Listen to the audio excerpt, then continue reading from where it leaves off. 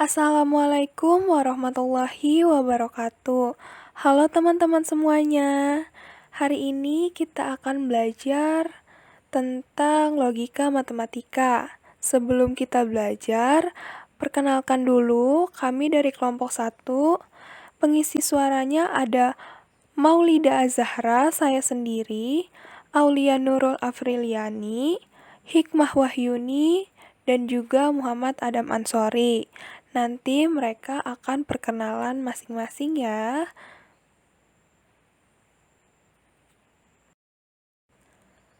Oke teman-teman, sebelum kita lanjut ke materi-materi yang ada di dalam logika matematika, sebelumnya kalian harus mengetahui dulu apa itu logika matematika. Secara etimologis, logika berasal dari kata Yunani, logos yang berarti kata, ucapan, pikiran secara utuh, atau bisa juga berarti ilmu pengetahuan berdasarkan pendapat Kusumah tahun 1986. Dalam arti luas, logika adalah suatu cabang ilmu yang mengkaji penurunan-penurunan kesimpulan yang sahih dan yang tidak sahih. Proses berpikir yang terjadi di saat menurunkan atau menarik kesimpulan dari pernyataan-pernyataan yang diketahui benar atau dianggap benar itu biasanya disebut dengan penalaran. Tujuan pembelajaran logika matematika pada dasarnya adalah agar para siswa dapat menggunakan aturan-aturan dasar logika matematika untuk penarikan kesimpulan. Pada dasarnya, tujuan utama dari pembelajaran logika matematika juga adalah untuk mengembangkan pola pikir logis siswa dalam menyikapi persoalan hidup sehari-hari, sehingga mempelajari dan menguasai materi logika matematika itu sangat penting. Setelah kita mengetahui apa itu logika matematika, kita lanjut ke pernyataan.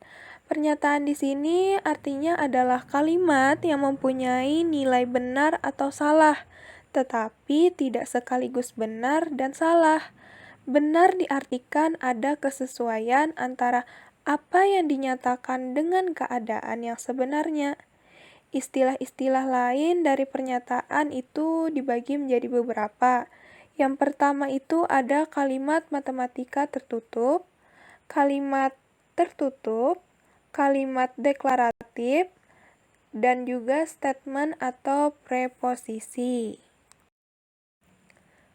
Baiklah, kita lihat di sini kan perhatikan beberapa contoh berikut yang merupakan contoh dari pernyataan ya.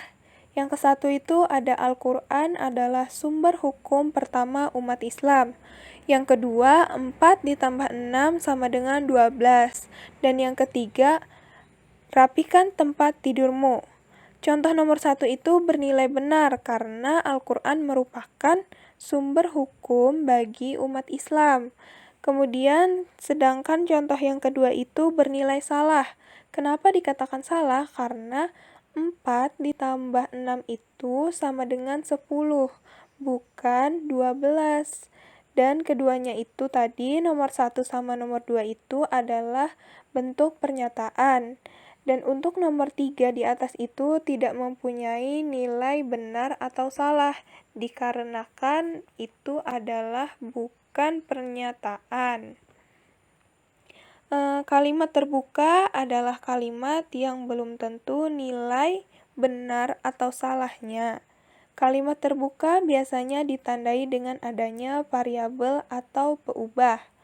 Variabel atau peubah adalah lambang yang menunjukkan anggota yang belum tentu dalam semesta pembicaraan, sedangkan konstanta adalah lambang yang menunjukkan anggota tertentu dalam semesta pembicaraan. Pengganti variabel yang menyebabkan kalimat terbuka menjadi pernyataan yang bernilai benar disebut selesaian atau penyelesaian.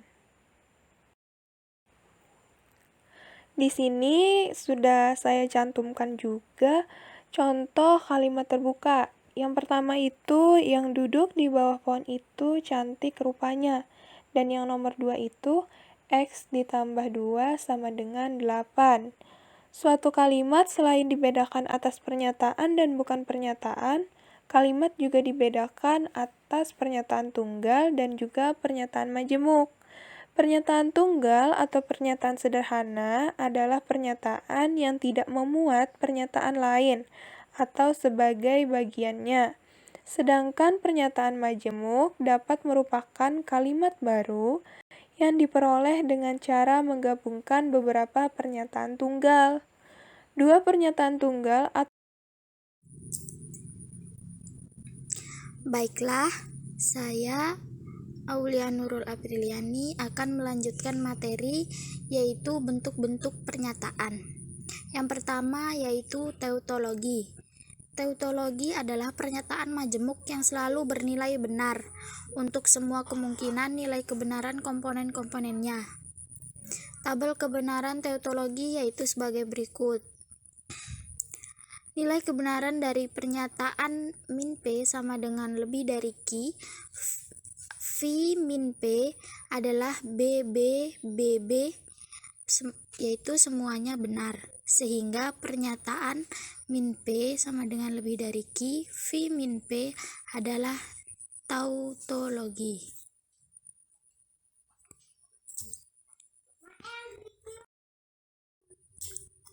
Yang kedua yaitu kontradiksi.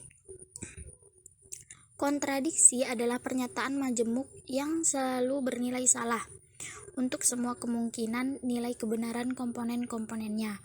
Catatan, kontradiksi adalah negasi atau ingkaran dari tautologi atau sebaliknya yaitu tautologi adalah ingkaran dari kontradiksi. Berikut ini adalah tabel kebenaran kontradiksi.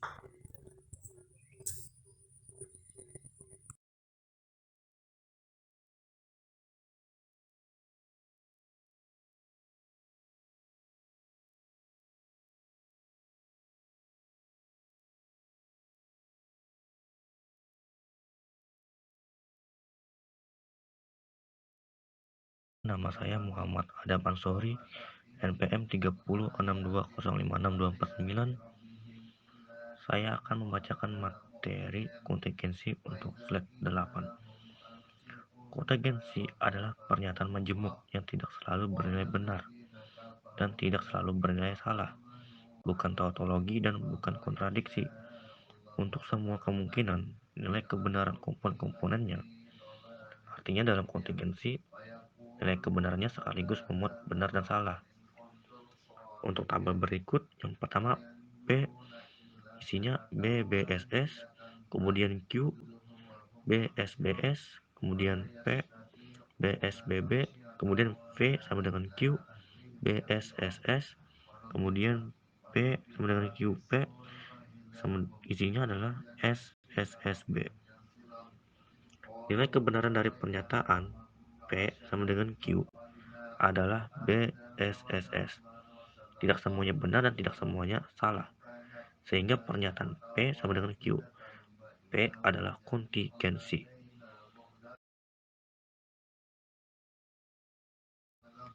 Kemudian untuk converse, inverse, dan kontraposisi, yang pertama yaitu converse.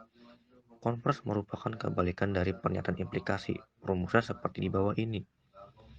Kalau implikasi adalah P sama dengan Q, converse-nya adalah Q sama dengan P. Kalau implikasinya adalah P sama dengan Q, maka inverse-nya adalah P sama dengan Q. Contoh kasusnya, yang pertama implikasi. Jika Naswa Shihab rajin baca buku, maka Naswa Shihab cerdas. Converse-nya, jika Naswa Shihab cerdas, maka Naswa Shihab rajin baca buku. Jadi, kalau orang tua kita bilang, nak, kamu harus rajin baca buku biar kamu cerdas. Berarti logikanya, orang tua kita ingin kita jadi anak yang cerdas. Maka disuruh rajin baca buku. Jadi, jawab aja orang tuamu, oke mah, aku mau cerdas, makanya aku rajin baca buku. Kemudian untuk inverse, Inverse merupakan negasi dari pernyataan implikasi. Rumusnya seperti ini. Kalau implikasi P sama dengan Q, maka inversenya adalah P sama dengan Q. Kalau implikasinya adalah Q sama dengan P, maka konversinya adalah P sama dengan Q. Contoh kasus implikasi. Jika Nasr Shihab rajin baca buku, maka Nasr Shihab cerdas. Inverse, jika Nasr Shihab tidak rajin baca buku, maka Nasr Shihab tidak cerdas. Pahamkan perbedaan inverse dengan converse. Jadi, inverse itu adalah logika yang menegasikan sebuah pernyataan implikasi. Sekian, terima kasih. Wassalamualaikum warahmatullahi wabarakatuh. Baiklah, saya Hikmah Wahyuni akan melanjutkan materi tentang kontraposisi. Kontraposisi merupakan kebalikan dan negasi dari pernyataan implikasi. Kalian bingung gak? Kalau bingung, begini rumusnya. Kalau implikasi adalah P implikasi Q, maka kontraposisinya adalah ingkaran Q implikasi ingkaran P. Kalau implikasinya adalah P implikasi Q, maka kontraposisinya ingkaran Q implikasi ingkaran P. Contoh kasus implikasi. Jika Najwa Shihab rajin baca buku, maka Najwa Shihab cerdas. Kontraposisi. Jika Najwa Shihab tidak cerdas, maka Najwa Shihab tidak rajin baca buku. Yang selanjutnya saya akan membacakan kesimpulan. Logika matematika atau logika simbol ialah logika yang menggunakan bahasa matematika, yaitu dengan menggunakan lambang-lambang atau simbol-simbol. Keuntungan atau kekuatan bahasa simbol adalah ringkas, univalen atau bermakna tunggal, dan universal atau dapat dipakai di mana-mana. Pernyataan adalah kalimat yang mempunyai nilai benar atau salah, tetapi tidak sekaligus benar dan salah. Benar diartikan ada kesesuaian antara apa yang dinyatakan dengan keadaan yang sebenarnya. Istilah-istilah lain dari pernyataan adalah kalimat matematika tertutup, kalimat tertutup, kalimat deklaratif, statement atau preposisi. Adapun bentuk-bentuk pernyataan yaitu tautologi, kontradiksi, dan kontingensi. Converse merupakan kebalikan dari pernyataan implikasi.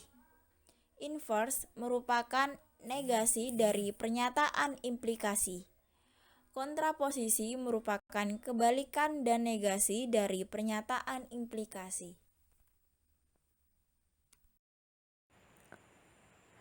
Dan untuk sumber referensi dari penjelasan yang sudah kami sampaikan tadi, kalian teman-teman semuanya bisa melihat di sini ini sumber referensinya.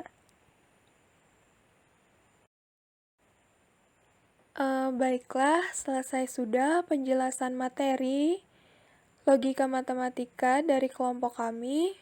Kami memohon maaf jika ada salah dalam penulisan materinya ataupun penyampaiannya. Kami memohon maaf. Dan jika ada komentar, silahkan kalian tulis di kolom komentar, kritik dan sarannya juga. Kami sekali lagi memohon maaf. Dan terima kasih sudah menyaksikan. Kami akhiri dulu. Assalamualaikum warahmatullahi wabarakatuh.